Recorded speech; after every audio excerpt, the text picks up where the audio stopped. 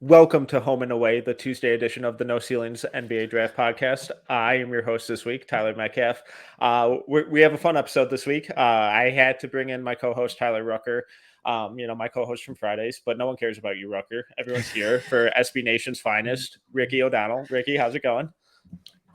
I'm just a guy, man, but I'm good. Thanks for inviting me. Loving No Ceilings draft coverage lately. Sick draft guide out, which has been awesome, and just enjoying like a full year's worth of coverage culminating over the next couple of weeks. So happy to be here and really jacked up to read all your guys' coverage.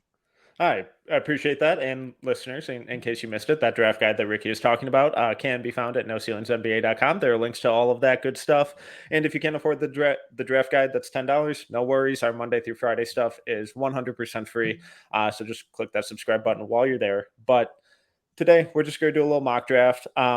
Rucker, there was a bit of news today dropping about the Pelicans potentially jumping up for Scoot Henderson, about Bobby Klintman withdrawing and going over to the NBL. Any thoughts on that? You want to dive deep into that? Just pass on it? Where are you at? No, it's always fun when we get news like this close to the draft that completely, shifts our draft boards and stuff. I think the Klintman news was a little bit of a shocker at this point, but kind of, okay, we'll see you next year, hopefully. But the Scoot one's going to be fun to speculate about. I have a feeling we'll probably talk about it a little bit on this. So I'm excited for another mock, baby. All right, well, we got 30 picks to get through, so might as well just dive right into it. I'm selfish and taking the easy path here and taking the first pick myself. So for the San Antonio Spurs, Victor Wembanyama, he's been the prize all year. Nothing's changing. Not going to get weird with it at the last minute here. Ricky, I know in the beginning of the year you hopped on with Sam Vecini and talked about Victor quite a bit. Have your expectations of him got risen? How has this year for him been for you? Yeah, I would say he's been almost better than I thought he would be this year, leading such a young team to the finals of the top French Pro League. He's like second in that league in scoring. I think he's leading the league in rebounds and blocks. So like he would be number one overall based on tools alone, even if he didn't play. But the fact that he's played the full year, he's been durable, he's had a huge impact on winning, I think it just like raises the stakes even more that he really does look like an all-time great prospect.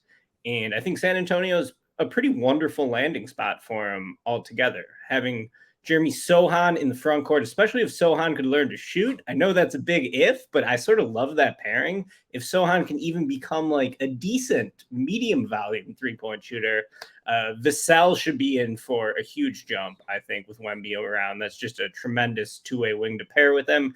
And I was a big Blake Wesley guy last year. Let's see if Blake Wesley can be that rim pressure guard I think they need long-term. Like they're probably going to sign a veteran point guard, I would assume. I assume that they're not going to push too hard for the playoffs next year. Like the one thing I have taken away from this Wemby year, one thing I've taken away is that he's only playing like one game a week usually. Right. So like when you play 4 games a week in the league, sometimes like it's going to be a big adjustment. Like if I was to put the over under at 60 games for Wemby next year, are you guys taking the over or the under? I think I'm going under. I think I would go under, but it's going to be interesting because Ricky, you had a piece kind of previewing him before the year where you talked about his injury history. And I thought when I read that, I was like, this is what everyone needs to be focusing on. Cause me and Metcalf were saying he had to stay healthy this year. Like that was the biggest deal going forward. I can't believe you guys are pulling out all these like year-old content pieces. We're always watching. Come on, man. This is what we do. But yeah, they don't need to push him right away though. Like take the long-term view. Right. As a Bulls fan, I am depressed to say they own the Bulls 2025 first-round draft pick in a trade for free agent DeMar DeRozan. So like they're just like low, and they got all those Hawks picks for DeJounte. Like they're loaded. They're going to be set up so well, I think, to build around him. So I think you just take it pretty conservative and safe, and Wemby will probably be pissed about that because he seems like a competitor, but I'm expecting this to be a great fit for the player and the team. All right. Well, Ricky, with the number 2 pick, Who are the Charlotte Hornets taking? So I'm trading this pick for Zion Williamson after the news today. Am I allowed to do that? Can I just say Zion's on the table? South Carolina native, about to turn 23 years old. Played 29 games this past year. Didn't play at all the year before that. What did he play as a rookie? 24 games, I think. Gosh. I'd do that trade if I was Charlotte.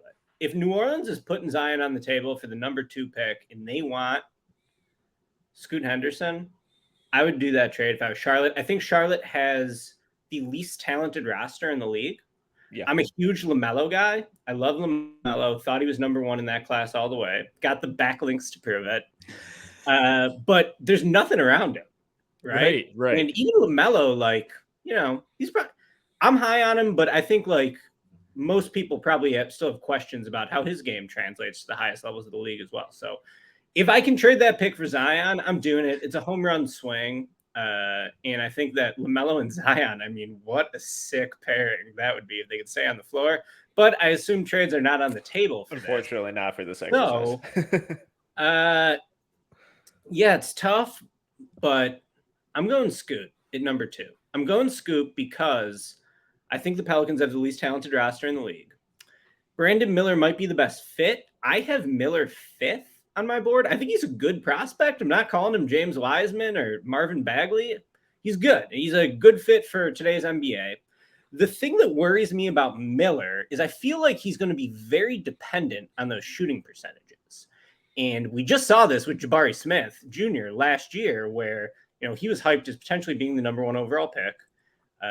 He was shooting the hell out of the ball in college. That percentage dipped in the NBA. I don't know what Jabari ended up shooting from 3, but he struggled as a rookie. He'll still probably be pretty good. But, he just wasn't as elite of a talent unless he was a 40% three-point shooter, in my opinion. I kind of see the same thing with Miller. Don't think Miller has a ton of juice off the dribble to create separation. Just sort of like, what would you grade him out athletically? A B minus? He's not like super explosive athletically. So I'm going Scoot. I think the Hornets have a trash roster. You need the best available talent. You can't draft for fit when you got the league's worst roster. I'm going to figure out the Scoot and LaMelo thing later, but I like potentially Scoot's rim pressure, which I think could improve when he's playing games that matter, which doesn't really happen in the G League. Like, all he's doing is trying to improve his draft stock. He's not really playing a meaningful game. I think that could sort of change the outlook for Scoot, where people have become a little lower on him over the past, 6 months. I still think Scoot's an elite prospect. He's the second best prospect in the draft to me, so I'll take him second for the Hornets. Love it. Scoot's, I think, clearly the number 2 or the number 2 best player and the number 2 pick. You if you're picking at 2, you ignore fit and you figure it out later, like you said. Rucker at number 3, Portland Trail Blazers. Well, I thought I was going to have the shot at Scoot, so I was going to try to trade for Brandon Ingram. Ricky's stealing my style. No, I agree with – it's funny because I actually like how Ricky was kind of pulling about Brandon Miller, and I understand that, and those are all warranted, kind of questions about him. I'm still going to go Brandon Miller here. I have him really high on my board. I think he would be – if Scoot goes to Charlotte, I think he would be the pick for Portland if they don't trade it, but – the idea of his offensive upside with Shaedon Sharpe, who I think is going to have a fantastic year, you putting that on the wing, and then all of a sudden Dame. I know there's plenty of questions about what's going to happen, especially with the Scoot Henderson report today about the Pelicans trying to come up. It's going to get exciting. But for now, I think I would go Brandon Miller at 3 and take that potential to really build your wing. And I guess we're going to figure out what happens with Dame later on. Does Dame request a trade if they don't trade this pick for a veteran co-star? What do you guys think? I've been waiting for it to happen for a while. I think he's just like too nice of a guy that doesn't want to fully say like, okay, just trade me. But I would be shocked if we ever got any like a public trade request from him. Maybe behind the scenes we get like a Kevin Garnett type situation where they basically have to be like, Kevin, you gotta go. Like, this is better for you. This is better for us. Like, we're not going to win here when you can win. And he just kind of ends up moving. I think that would be the only way I would see it happening. That team is more than one piece away, in my opinion. Agree. Yeah, I agree. In the West, that's the problem. And I like Sharpe. Sharpe's dope, but if they would have taken Jalen Duren last year, I think they'd almost be sitting prettier because they need a center. Like Nurkic, you're not winning anything with Nurkic. So it's just my 2 cents on it. No, because if you go trade that pick and you say somehow do get like a all-star wing, your point's perfect. Like they still need a big. You still need some front court depth. So there's a lot I can think of a couple up here in Minnesota that stop might be it, on Metcalf. Metcalf really wants the T-Wolves to go get Scoot for Towns, but that's just another podcast. I can dream for Towns. I can dream. I love it. Okay, with the 4th pick, the Houston Rockets. Rucker, you and I have talked about the Amen fit a ton. We like that fit. Every mock draft exercise we do, Amen Thompson ends up going here. I'm bored with that. I'm bored with that. So yeah, good. I'm going to go with a player who I have higher on my board than Amen, and I think fills a lot of the same needs. I'm going Anthony Black. Wow, really speaking it into existence. I'm proud of you. Rockets fans are going to come for your head, but it's okay. Fine. We love them. He'll play great with James Harden, and they'll get the 9 seed. Ricky, where are you at with Anthony Black this year? Yeah, I saw him up close. I was at the Des Moines Regional, so I saw him play Kansas and Illinois. First takeaway: the dude's legs are like tree trunks. He is just like absolutely massive for a guard. I don't missed his wingspan measurement. Is he a 7-foot wingspan guy or close? I don't know it off the top of my head, but his lower body, gigantic, super good defender. Talked to him in the locker room after the Kansas win. And I'm not like the biggest, like I'm going to take huge takeaways from this guy's quotes, but seemed like he said all the right things, just a mentality based around like doing what he can do to help the team win. My question with Black, though, is like, how much does he really pressure the opposing defense on offense? Like, he's not really a dynamic driver. He's not a good shooter.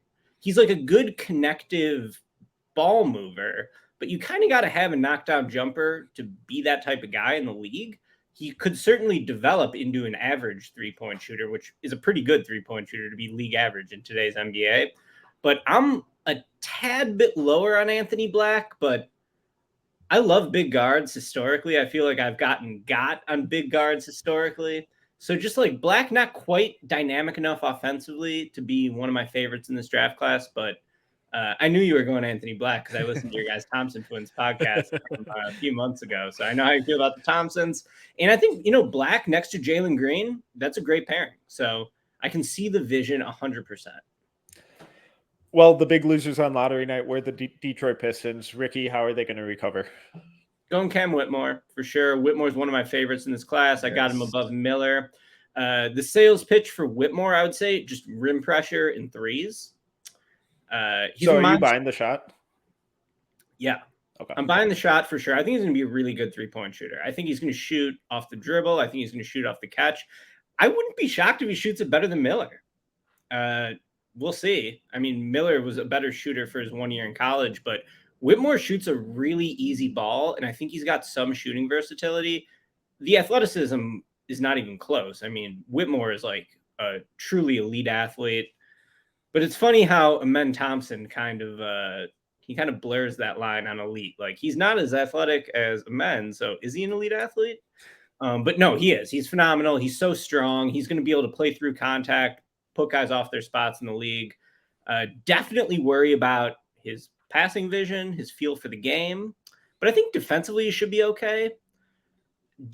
I'll throw this one out for you guys, because you've been scouting this for a few years now, I know. Mm-hmm. Can feel for the game improve as you go on in the league, or are you born with it? I think it can get better.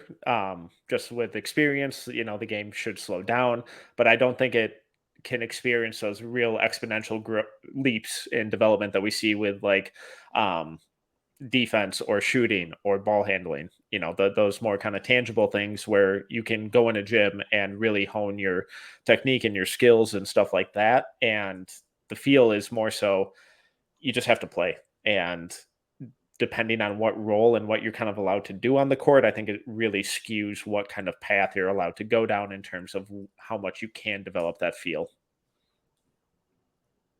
I agree. I think it's That's a tough one because I feel like I could argue on both sides of the fence where it's like, I think there's some stuff in the game of basketball. Like if you just have it, if you have this feel and understanding of like timing and anticipation, it's tough to teach that stuff. Like Tyrese Halliburton, watching him at Iowa State, I was like, he has stuff that you don't see often when it comes to just reading and throwing guys open.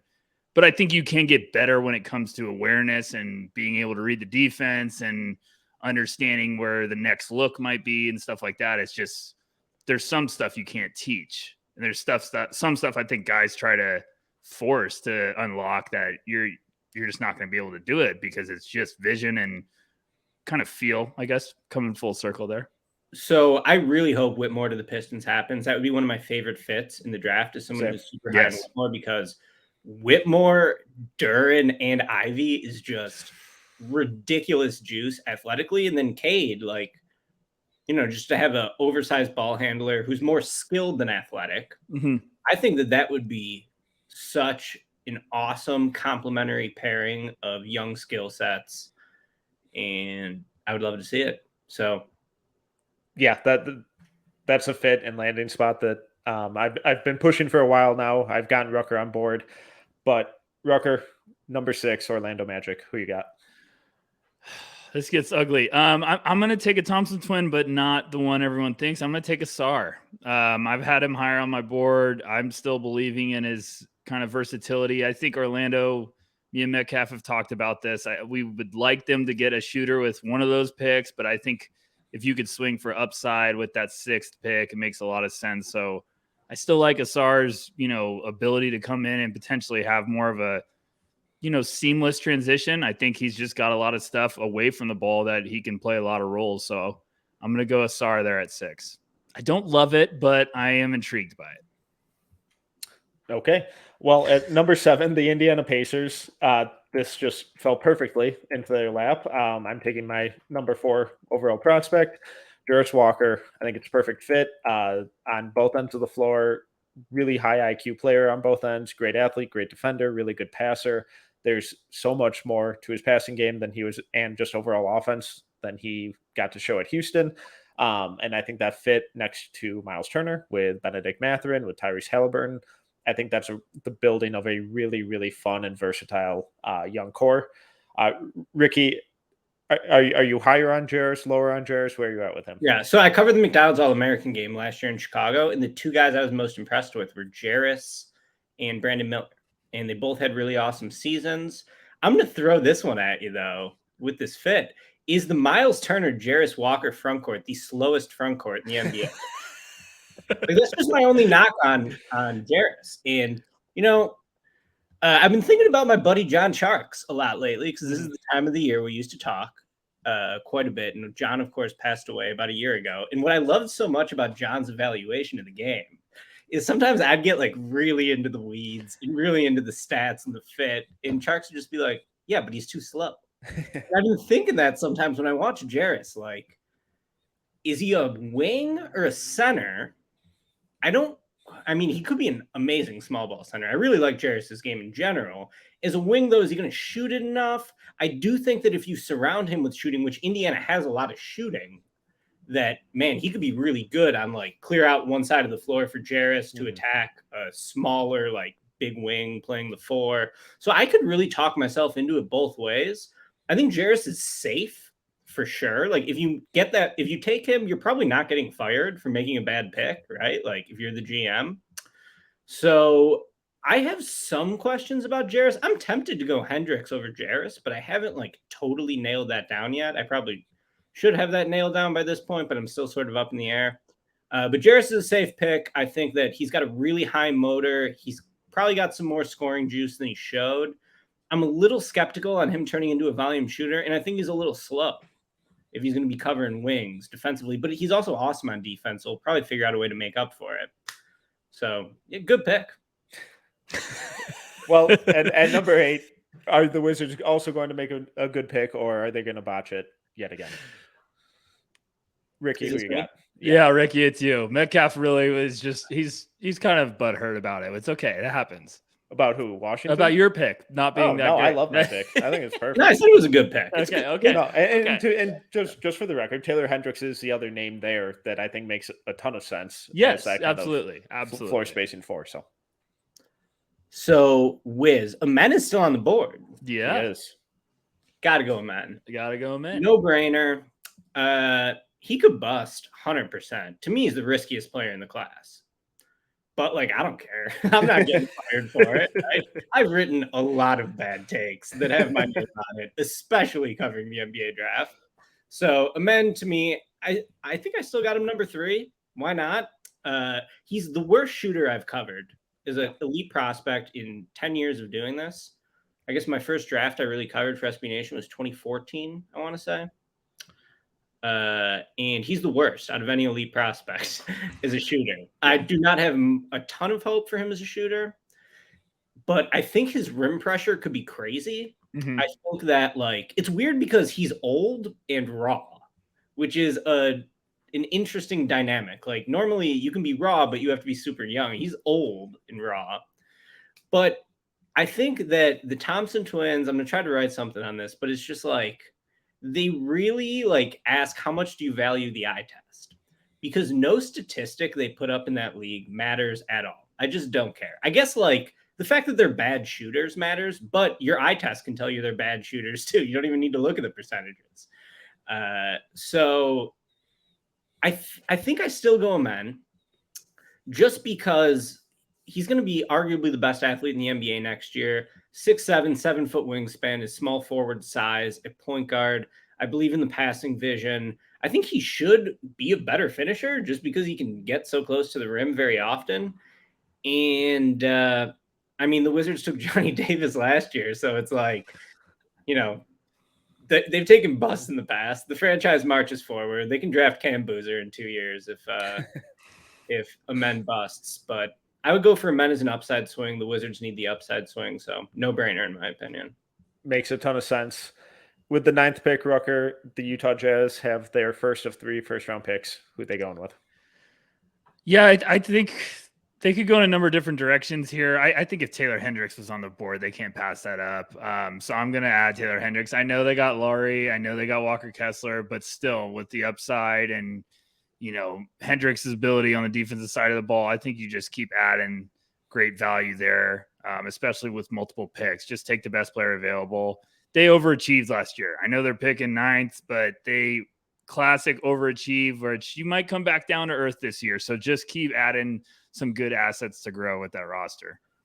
Lowry's going back to small forward. He had 1 year of playing the 4. Now he's back to the 3. But no, I would take Hendricks here too. I think yeah, really good. And you know, Lowry, Hendricks front court. Like if that's your 3-man front court rotation, right. Kessler, I mean, that's dope. That's a lot of rim protection too. Yeah, and a lot of shooting too, even. Yeah, a lot of shooting. Okay, with the 10th pick, the Dallas Mavericks, we saw how much that they missed Jalen Brunson this last year. Who knows what's going to happen with the Kyrie Irving thing? It sounds like they're going to pay him, but I don't really care. And I'm still going Kobe Bufkin. He's best player available for me. He can play on ball, can play off ball. I really buy the shooting improvement. We saw how much adding 15 pounds of muscle did for him going into last year. I only expect that to improve. Great size, really good defender, great hands, can get a little jumpy on ball, but I think that tightens up in time. I just love his two-way overall versatility and think he kind of fills an area of need, just kind of continuing to add on and off ball versatility to their backcourt. It got quiet there, Metcalf. It got quiet there. Yeah. We're thinking now. No, I like Bufkin. I mean, I think we're pushing the Bufkin agenda pretty hard. It would not shock me if Dallas was enamored with him just because of maybe it is the Jalen Brunson vibes that you could get. Dallas is going to be really interesting, especially if Hendricks goes before. Hendricks is the dream at 10, I think. Yeah. So Bufkin, like, I do worry about his tools. Like, I don't think he's that athletic. Let's turn it up, Ricky. I think Ricky that versus Metcalf right now. he's Round skinny. one. Would you agree with me that he's skinny? Like you guys probably watch more of him than me, but so he's skinny and he's not that athletic. I just pulled up the numbers real quick. He had 12 dunks, a little concerning, but his finishing numbers are insane. Yeah, they're absurd. Nuts. So he has crazy good craft, but in the league, sometimes I think like you just need the tools, sort of. You just need the leaping, you need the speed, and he's pretty fast for sure. But I don't know if he's got that like blow you away speed. But he's also a little bigger than I thought he was because he measured, I think, over 6'4" barefoot. Yeah, it's like 6'4.5". I like that pick. I probably would have gone Wallace because I think that he's a little bit more connective. Yeah. Than Bufkin, but Bufkin has higher ability to be an engine of an offense. He probably doesn't profile as an engine, but he could be like more of an on-ball threat than Wallace, I would say. But yeah, I mean, you got to like Kobe Bufkin for just the ability to play on or off the ball and to be pretty competitive defensively. I just wonder how much it translates against NBA defenders because he's going to be a little bit undersized and a little bit under the athleticism threshold, in my opinion. And I'll be interested to see if he can pull it off. But if he has that much finishing craft and if he can shoot the way he was shooting the ball in the second half of the season, he's probably going to be set up to be one of those dynamic, like on or off ball guys who could impact the game in a variety of roles, which for a team like the Mavericks would be a pretty nice fit next to Luka. Go ahead, Mick. I was going to say, I agree with Ricky because watching Bufkin, as much as I've loved his tape, there's so many times I'm watching him where I'm like, why is he blowing by these guys? Like, he doesn't look that fast. He doesn't look that like he has that elite speed. So I almost think it's even like he's just so good at setting up guys with some of those little small hesitations and then understanding when he has that extra second to go by. But those guys are dangerous for me too, because I think the same way as Ricky, where I'm like, is that going to work at the next level or is that gap going to really, get smaller? So I understand that. All right. With the 11th pick, the Orlando Magic, Ricky. Gradey Dick. This was not intentional, but who are they taking with the Bulls pick? Yeah, it's got to be Gradey Dick. They need shooting. Obviously, I think, they could probably consider Dick at 6, but that's a little rich for my taste. What % chance do you guys give Gradey Dick to be on the board at 11? I would say probably pretty high. He's one that I don't know why, but I'm convinced we're going to be watching the draft and somewhere in the top 10, he's going to go. And we're just all not ready for it. I feel like he could go there or he could be on the board easily at 11. I feel like it's a wide range with him. Like if you're in love with his tools, I feel like he's going to go very early to some front office. It's like this whole draft. There's such a wide range with some of these guys. Yeah. And so what's interesting about Orlando, and I don't know how you guys would feel about this, but normally I would say draft BPA, sign fit. Mm-hmm. But Orlando's a little different because I think they got their number 1 and number 2 option locked in. I was a huge Paolo guy last year, had him number 1 wire to wire. Franz is awesome as a number 2, I think. Yes. So, I mean, they obviously need shooting around those guys. They could probably use improved point guard play, but I'll just never quit Fultz. He still had some flashes last year. I'm there with you. I'm right there with you. Yeah. So they really just need shooting, and Dick is an awesome shooter. And I don't know, like, could he be like Kevin Huerter style player? Huerter might have been the best free agent signing of the whole, they traded for him, right? Traded for him. But that was one of the best offseason acquisitions, I would say, or at least like not on the headliner level. He seriously improved their team fit around the Sabonis Fox pick and roll. So, I think Gradey Dick, if he's on the board at 11, is a no-brainer for the Magic. Well, another team that needs some shooting, the Oklahoma City Thunder at pick number 12. Rucker, who are they taking? I mean, I thought Gradey Dick was going to potentially be there, so Ricky's keeps just taking all my picks. The Thunder could go in so many different directions. I know some people are throwing Lively there. I don't know if I'm buying it. I still think I'm rooting for them to get some shooting. I think that's the next wrinkle in their roster to really start cooking is get like a lethal floor spacer. So I'm going to go. It's a pick I haven't projected for the Thunder, Metcalf. I'm going to go Jordan Hawkins to the Thunder. I know they got backcourt depth like crazy, but I think if you get a specialist that can really space the floor, come in and get hot from all over the perimeter, I just like Hawkins a lot. I think he'd be a great pick there. So I'm going to go with that. The second that I saw that you were picking for the Thunder, I knew that was exactly where you were going. What do you feel about Hawkins defensively? I like him on ball. I hate him off ball. I'm intrigued with a lot of his game. I think there's a lot more upside. I think a lot of people tagged him as like, oh, he's just this lethal shooter. And I'm like, I think there's a lot more stuff to his game. Like, I think he's got there's some mid-range stuff that needs to be more consistent, but he has some athleticism off the bounce. I think there's some good defensive stuff that, like Metcalf says, there's areas that you love. There's areas you're like, okay, that needs to get better. Saw him up close, went to UConn versus Creighton in Omaha. I think this was like the low point of UConn's season. Nobody was guarding Andre Jackson. Creighton won that game, and then UConn turned it on right after that. But Hawkins up close, dude, I mean, the guy just turns on the jets to zoom around screens, and it's truly mesmerizing how quickly he squares himself to the basket to get off a shot. So I can 100% see the appeal, but also watching the NBA playoffs this year, I look at someone like Hawkins and I think, can I get 85% of that guy is an undrafted free agent? Because I don't know how much creation juice he's given you. I don't really like him defensively. Passing, is just whatever. So he's definitely a sick shooter, but he's a little small. I think he might wear a target on his chest defensively. And I'm probably lower on him than the league is, but it's easy to see why the league would like him. Right. Because he is a really dynamic movement shooter. And, the Thunder, like I said, they got there. They can draft for fit almost too, because you're just building the team around Shea, around Jett.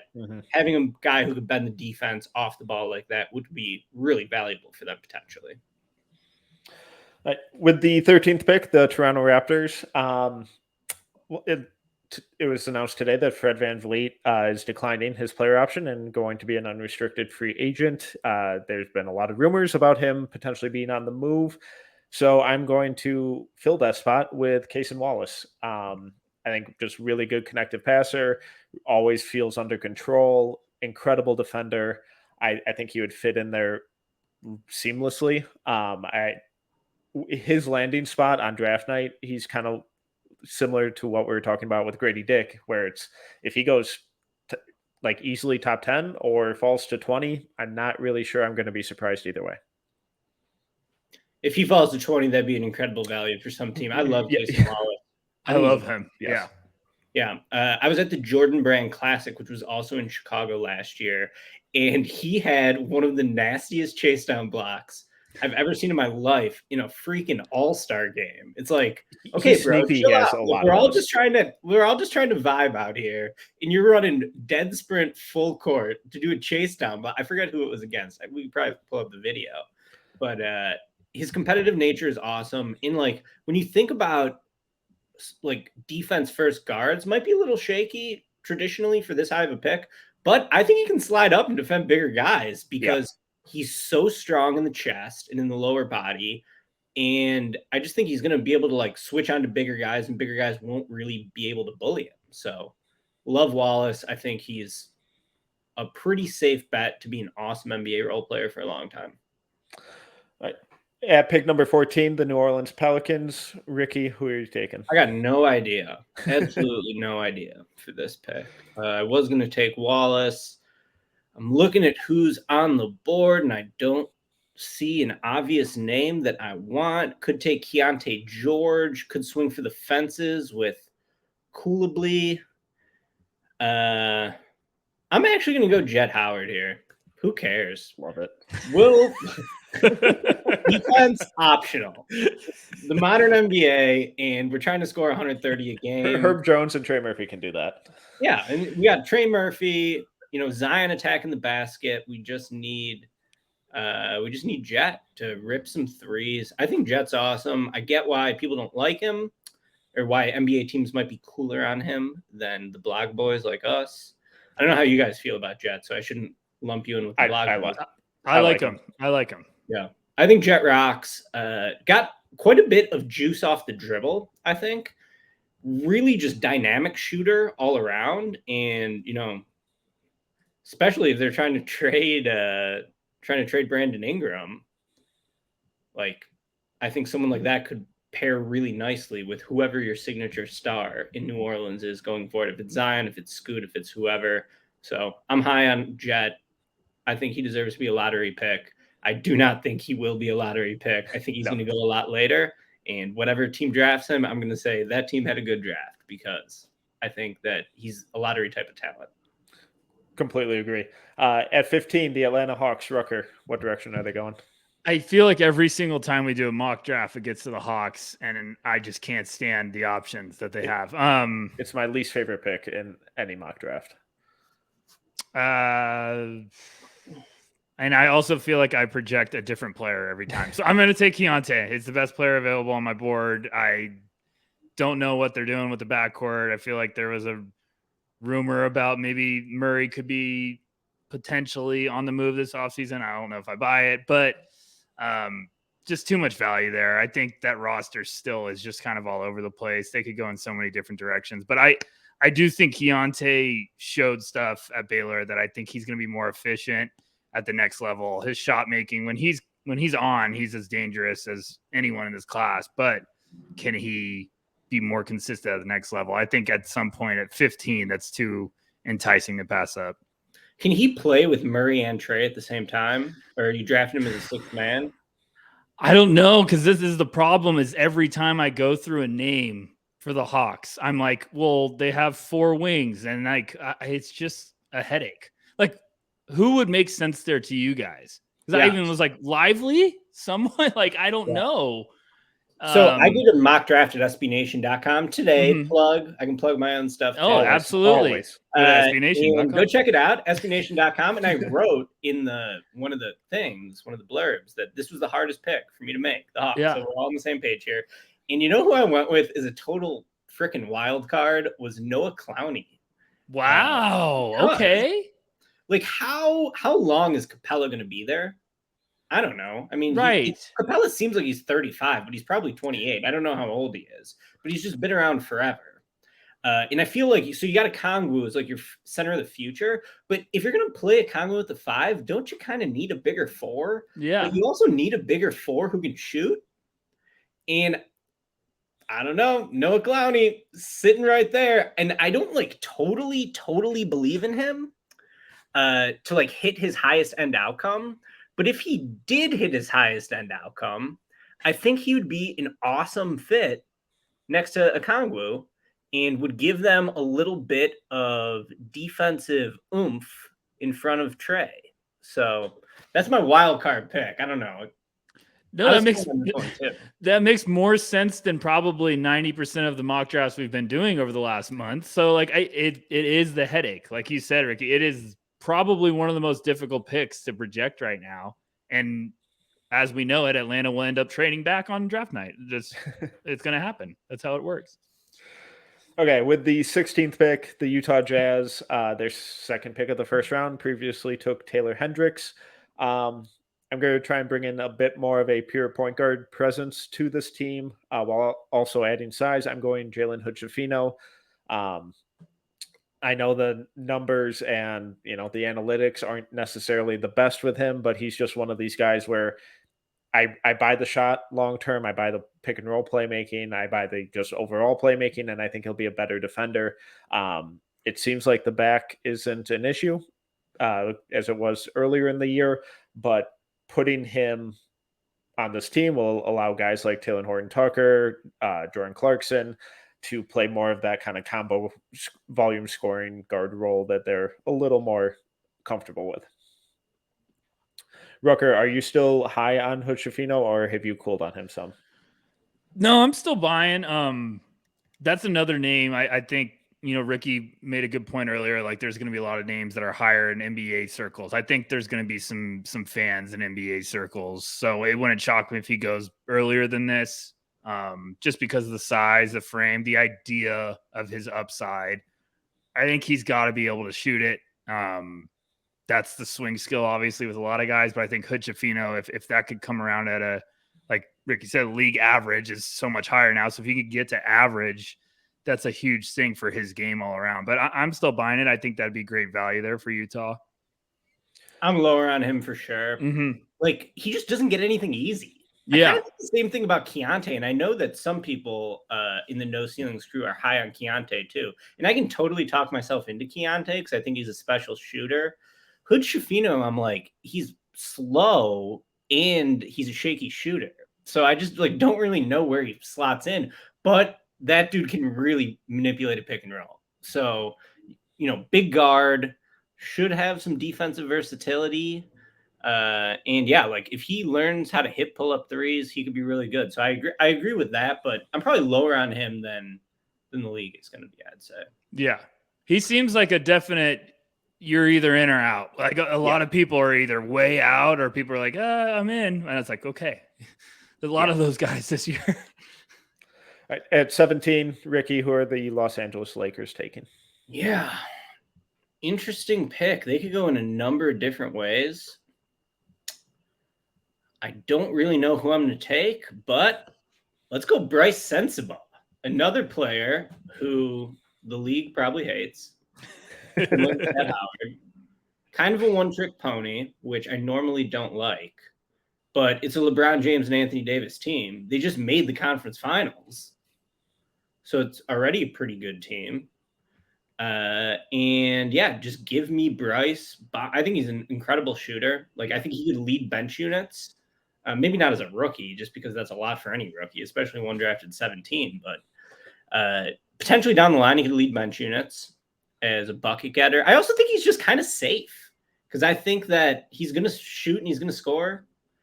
And I don't know, is he healthy? I've heard some whispers about that, but I'm not totally up on what that news or rumors are. Did he play hurt this year? So I think it was torn meniscus in high school. Okay.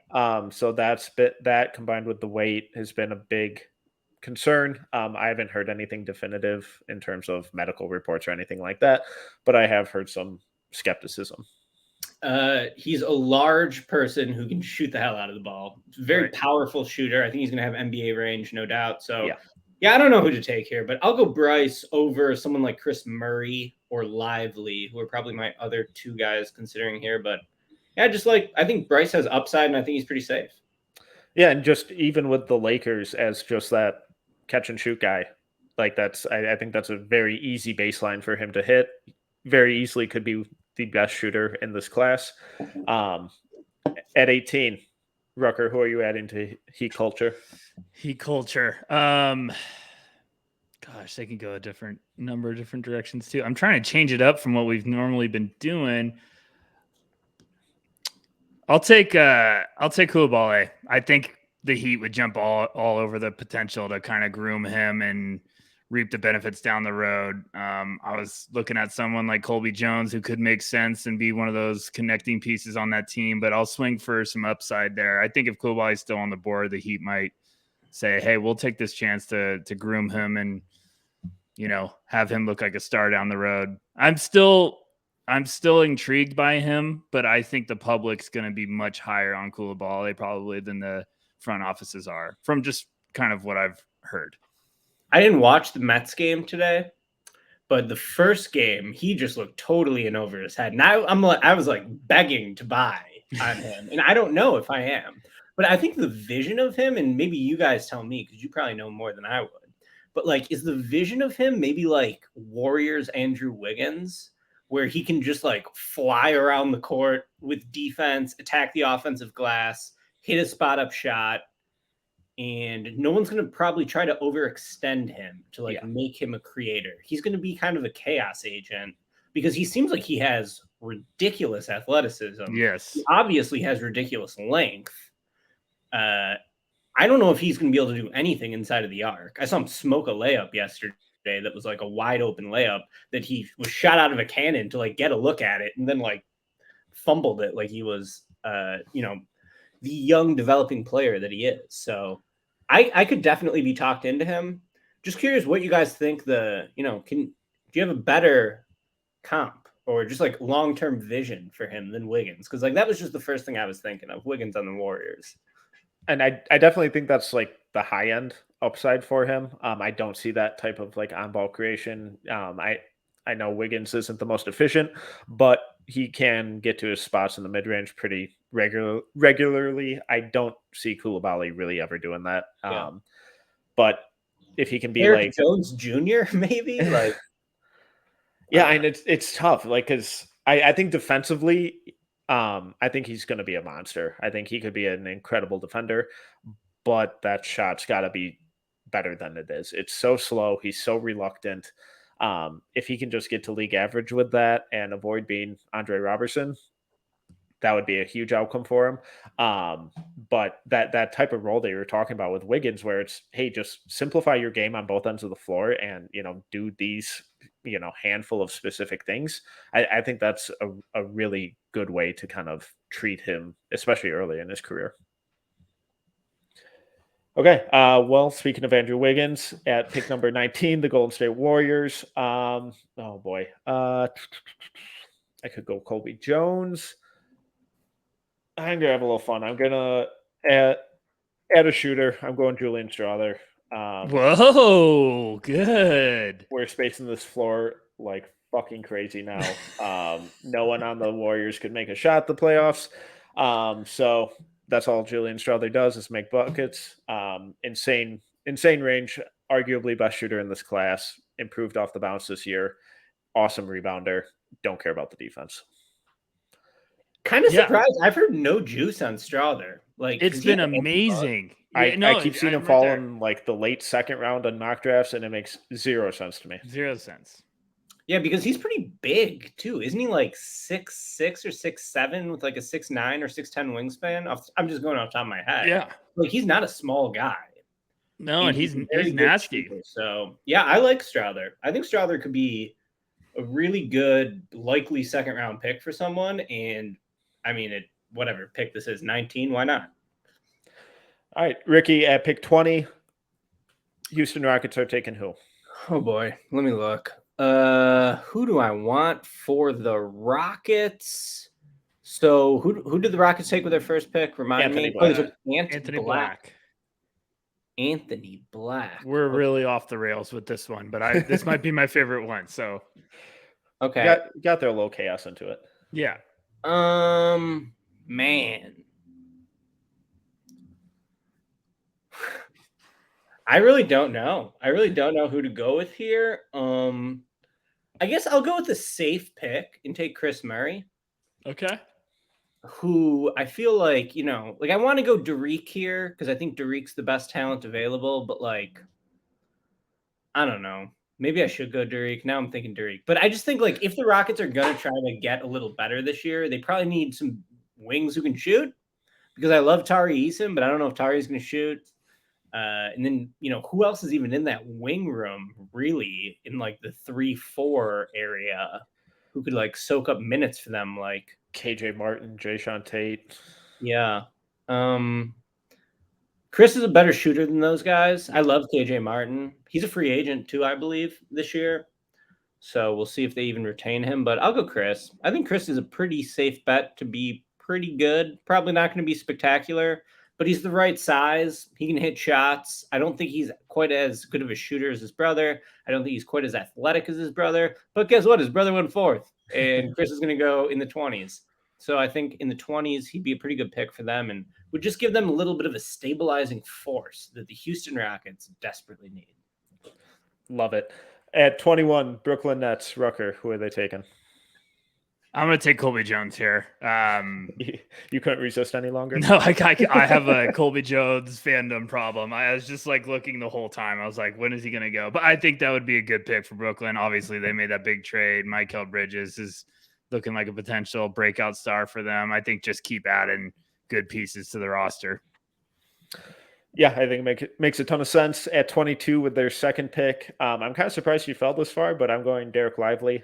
That'd be a heck of a draft for them. They just need size, rim protection, rebounding.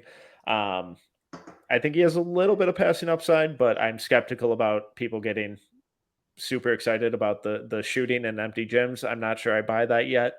Would like to see it in a game first, but I think the defense alone makes him really exciting. Ricky, you were talking about Dariq earlier. potentially to the Rockets. Where you are with his college teammate Lively? Yeah, I think that if Lively was going to go like top 5, I would be beating this guy reminds me of Wiseman drum with the empty gym shooting, with the wingspan that no one really knows how long he is. I think he averaged 5 points a game for Duke this year, but he had a calf injury, I want to say, at the beginning of the year. Yeah. He got better as the year went on. He looked amazing against Oral Roberts in the tournament. That was like the best I think I saw him look all year, or one of the best games from him. I think probably mostly going to be a drop big man. Do you think he has coverage versatility where you can put him at the level of the screen? And I think limited, where it's like late in the shot clock, he can, switch out on a guy. If he really has to, he can survive or at least hold his own. I wouldn't have him switching everything. I think that's a recipe for disaster. But when needed, I think he could survive.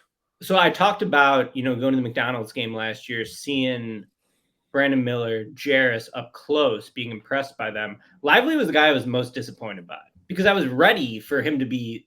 I mean, he was supposed to be the number 1 guy. I thought I think he was second in the RSCI behind Dariq.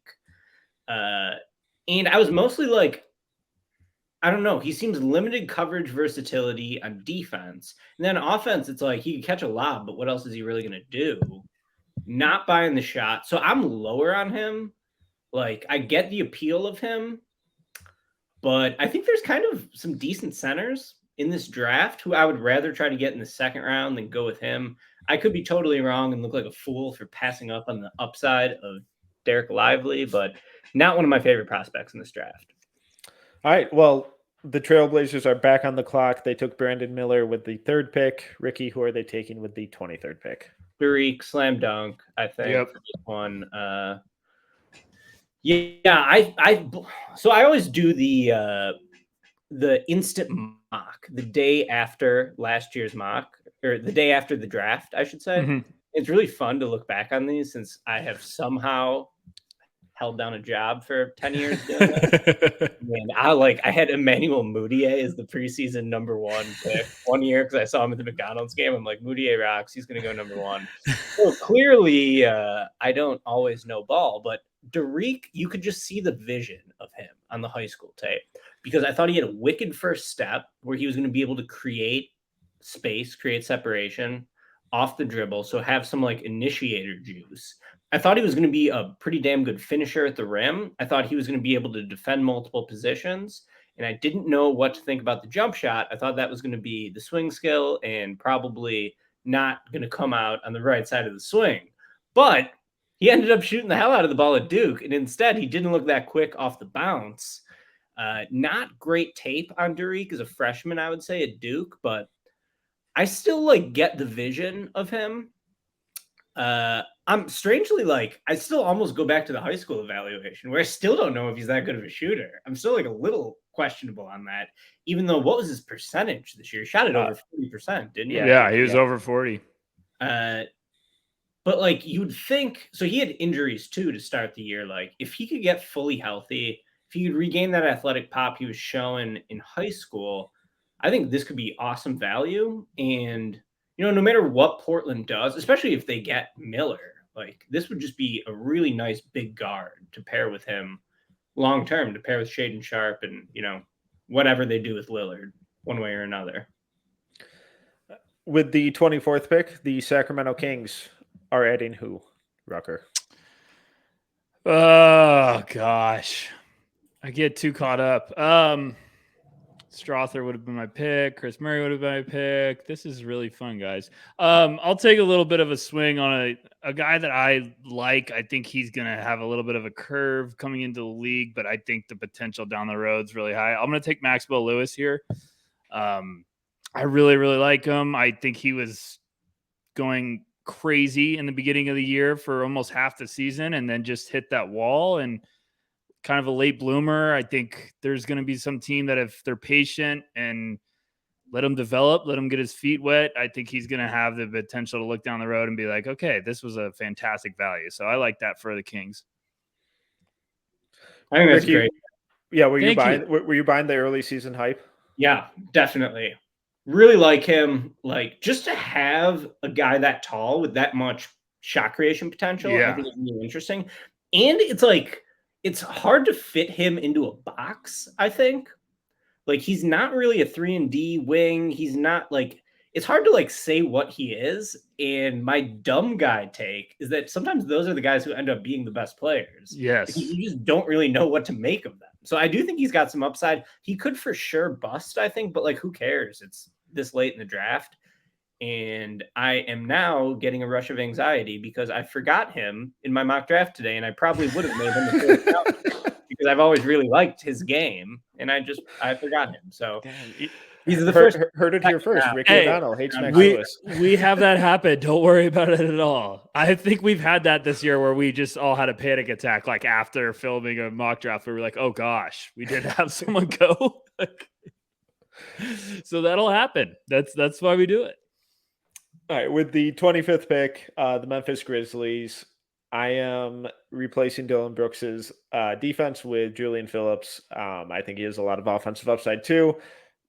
Bit of a wild card. Who knows what he actually has to his game, but at a minimum, I think he's going to be a really athletic and reliable defender. And if you can get that at pick 25 and have him play rotation minutes at a minimum, I think that's awesome. If he that's the shots does start to come around and he starts to show more of the offensive stuff that he showed in high school, and that a lot of the guys that we've talked to behind the scenes keep saying that he has, I think it's a well worth a lottery ticket here.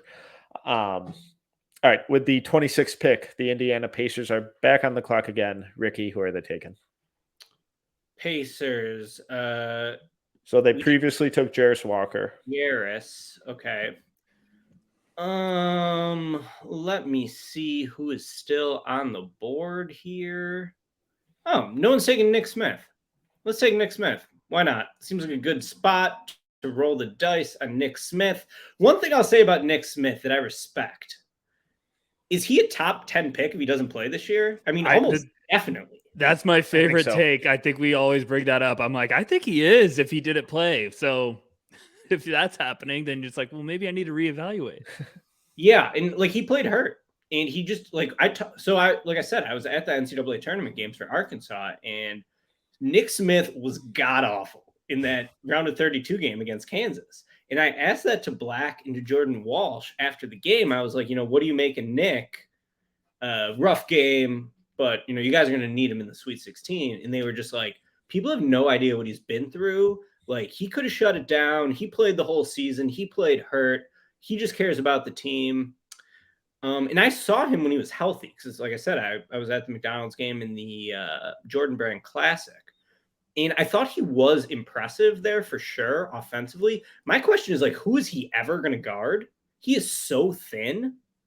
And I don't think he's a high field passer. But his shooting versatility is really awesome. And I think that he could just be like a bench bucket getter with quite a bit of scoring juice for a guy in that role. So this seems like a good spot for him, I think, in general, especially if we got the blazing speed of Miles Turner and Jarace Walker behind him. Like, just having that type of defensive infrastructure in front of him is probably exactly what you need if you're going to have him on the floor. So I like his shooting versatility. I think Halliburton can find him for some spot ups, and that floater is cool too. So I'll go Nick Smith. Love it. At pick number 27, Rucker, who are the Hornets adding to Scoot Henderson? Man, there's a name on here I feel like is worth the swing. I just don't know if I want him going to Charlotte. Why not? All right, I'm going to take GG Jackson. I think it's the point of the draft where you're swinging. If you got Scoot already, I think it's worth a swing. You'd have to really, be trusting that all the tools can come together and that he's got a good staff. Like I think Charlotte could go in a number of different directions, especially if they took Scoot at 2, but I'll swing for the fences. You got multiple first round picks. You got your guy at 2. Go all in, swing for it. Yeah. Why not? That's my take on GG Jackson. Just why not? All right. Yeah, I have so many questions about him, but it's good to see that you read our draft guide, Ricky. I appreciate that. Yeah, I mean, I guess my question with him, I don't know if you guys have any insight on this, but like, how athletic do you think he is? If he was like clearly a super athlete, I think I would be way more in on him. But instead, it's like he was probably so highly touted at such a young age because he's huge and he's really strong and he's got like some one-on-one scoring bag. But the shots he took in college are not the shots he's going to get in the NBA. But also just like, I don't know. But I just come back to who cares? Like he's big and young and you can develop someone like that. Also, he seems like the classic type of player as someone who's done this for long enough. The college basketball reporters just hate. Yes. Like they just like want to rip him apart. The first time I covered the combine, I wrote about Zach LaVine, and in the article, I linked to all the big name college basketball reporters, Goodman, Rothstein, all these guys, just being like, Zach LaVine thinks he can play in the NBA when he couldn't start over Steve Alford. He's going to look good in the Maine Red Claws jersey next year. And $300 million later, I would say Zach LaVine clearly made the right decision to go to the league. So GG, like South Carolina was a bad pick for him. Yes. But like, did he make the wrong decision reclassifying and entering the draft? I don't know, because if he shows anything, he's going to get a ridiculous second contract, right? So it's a bet on himself for sure. And he's got some tools. So I like betting on the tools in the draft a little bit more than the polished skill set guys. GG going over Pods and Jaime Jaquez is a move I can approve of, even if it's a risky move. GG Jackson, why not? That's the tag. All right, with the 28th pick, the Utah Jazz, who previously took Taylor Hendricks and Jalen Hood-Schifino. I just kind of have similar reasoning as the GG Jackson pick with this one, and I'm just going to go Leonard Miller because why not? I think he still has so much room to grow. I think he really needs a very specific plan of development.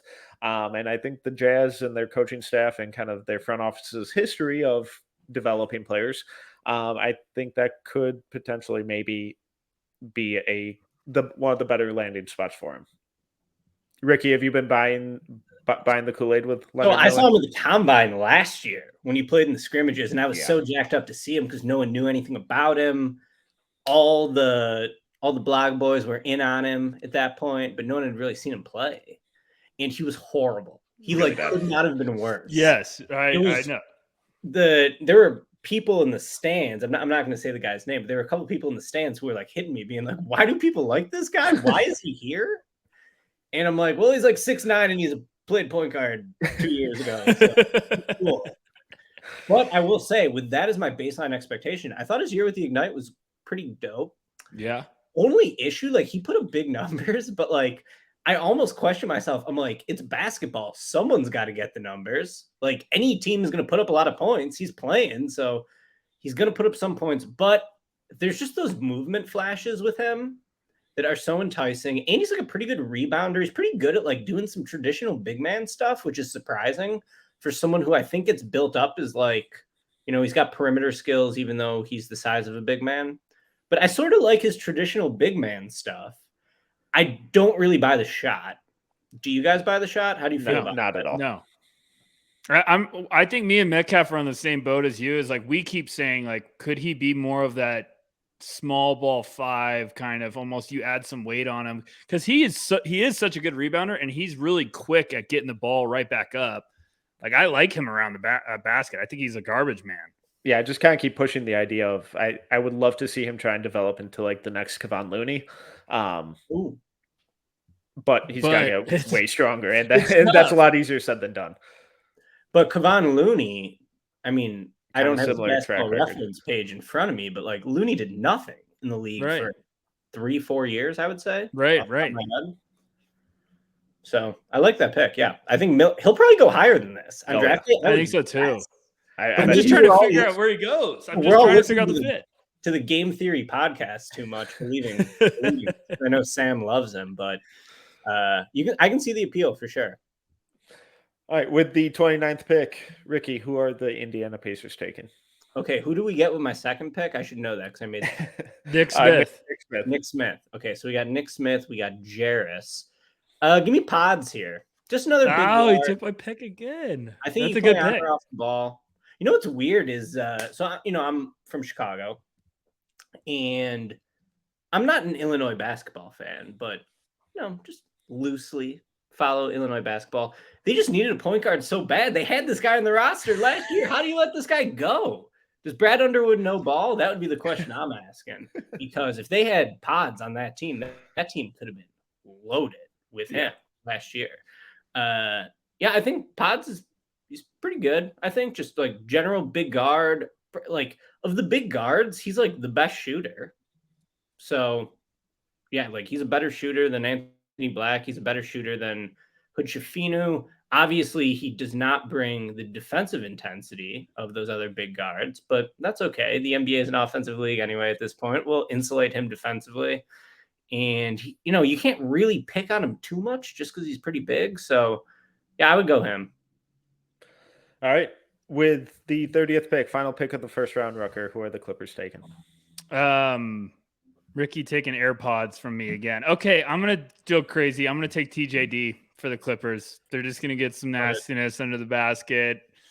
I know he's the upperclassman. I know he's a senior, but at some point that production is too impressive to ignore. And I think going to someone like the Clippers, like he'll do everything they need him. They don't need him to be a big time scorer. They have plenty of firepower on the wings and rebound, block shots, take care of the ball inside, make plays. I think that's a good fit.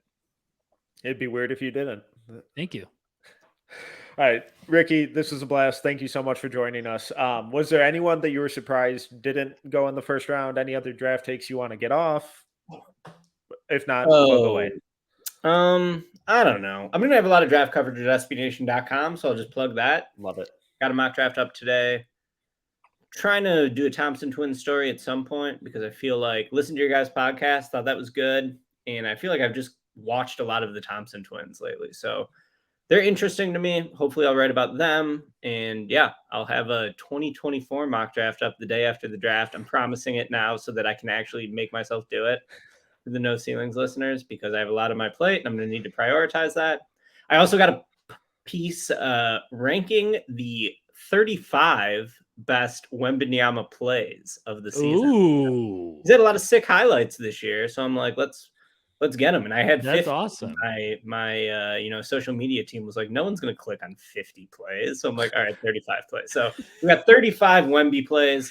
I'll probably publish that one next week. That's about it.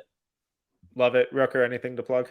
No. Thank you, Ricky, for coming on. This was a blast. And like you said, go to SBNation.com. Look at all of his stuff. We appreciate you being on the podcast. Thanks, guys. Appreciate it, Ricky. For our listeners, you can find all of our written work at noceilingsnba.com. It's 100% free. There's also a link to our draft guide that is up right now. It's $10 if you can afford it. Would mean the world for your support. If not, no worries. Just click that subscribe button to make sure that you don't miss anything that we ever publish. You can follow us across all socials at No Ceilings NBA. And if you enjoyed this episode, please make sure to leave a review and a 5-star rating. Until next time, see ya.